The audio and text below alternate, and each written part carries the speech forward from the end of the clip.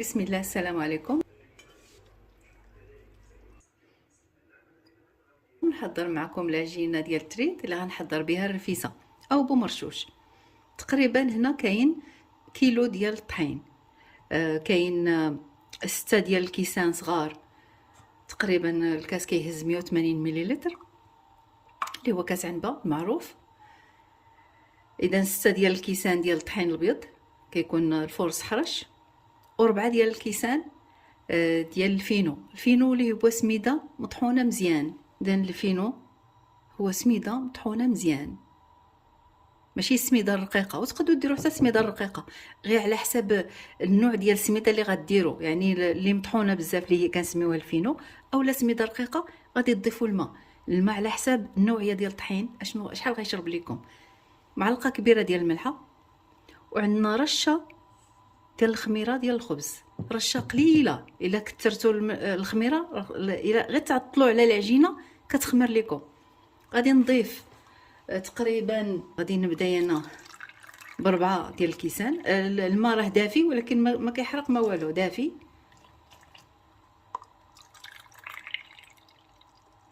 ثاني، ثالث،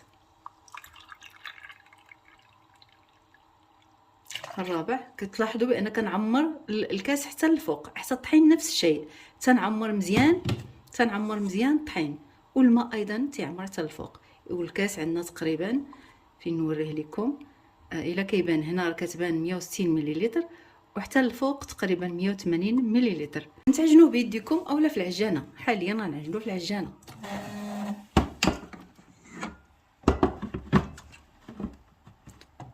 اذا انا غادي نبدا نعجن غير بالمهل، وغادي نضيف الماء. غادي نخلي الماء حدايا. الماء كي قلت لكم راه دافي. اذا غادي نمشي غير بشويه.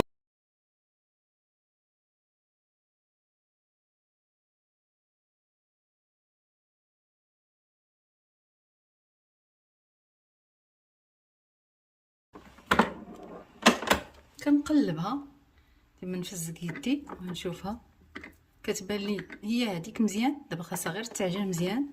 نكمل العجينه. الماء الخامس راه ما زدتوش، اذا غادي نحيدوه من الطريق ونكمل.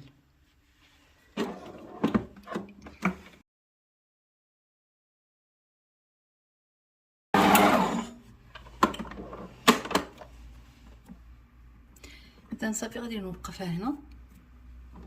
غادي نحاول نديرها في بلاستيك باش تزيد تعجن، يعني بلا ما نخليها تكمل العجينه في العجانه. وحتى نتوما باليد غير تجمعوها ديروها في بلاستيك، كتزيد كتعجن راسها. ندهنها بالزيت ونديرها في ميكا.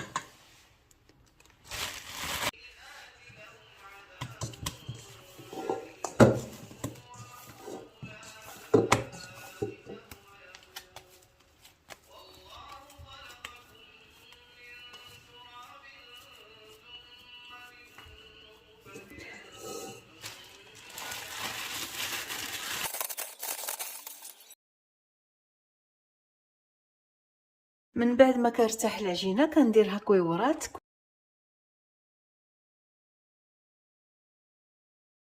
كويورات كنصايبهم للتريد، كنديرهم شويه صغيورين، وكويورات كنديرهم شويه كبيرين باش غادي نديرهم مسمنات. كنحتاج زيت وسميده. كنمسح شي شويه بالزيت، يعني كل كويره كندير لها شويه ديال الزيت، وكنحطها في السميده، كنغلفها بالسميده وكنحطها في الصينيه.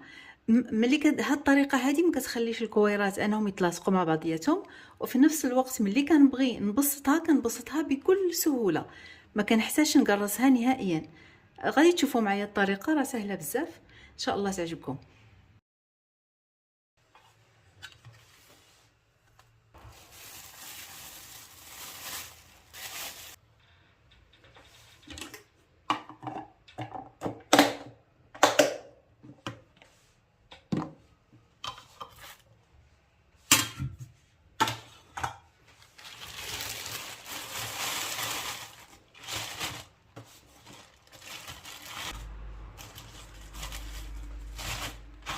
اذا هذه كنجمعها وكندخلها للمجمد، حتى المره اخرى غادي نصايبها مسمن ان شاء الله.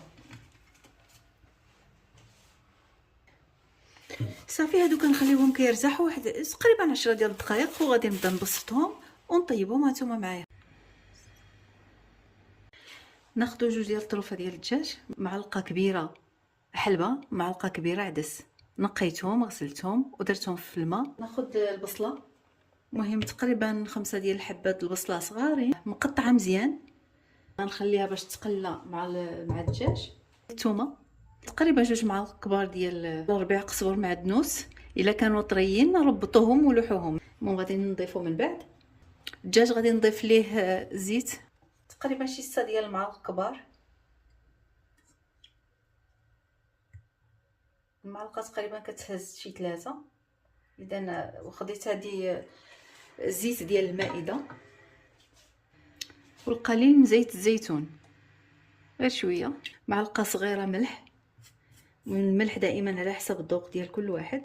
هذه معلقه صغيره بزاف داكشي باش تزيد زدت. وباقي غادي نزيد السمن اللي كيكون مالح، وغنزيد معلقه، المهم شتو درتها عامره، معلقه صغيره عامره مزيان. كنزيد شي شويه، ومن بعد ملي يطيب غادي نذوق، الا بان لي العطريه ناقصه غنزيد معلقه صغيره د الخرقوم. اللي بزاف ما كنكثرش، كناخذ غير راس معلقه. عود قرفه، معلقه صغيره ما عمراش قزبور مطحون. ناخذ السمن تقريبا شي معلقه كبيره، كنزيد شويه،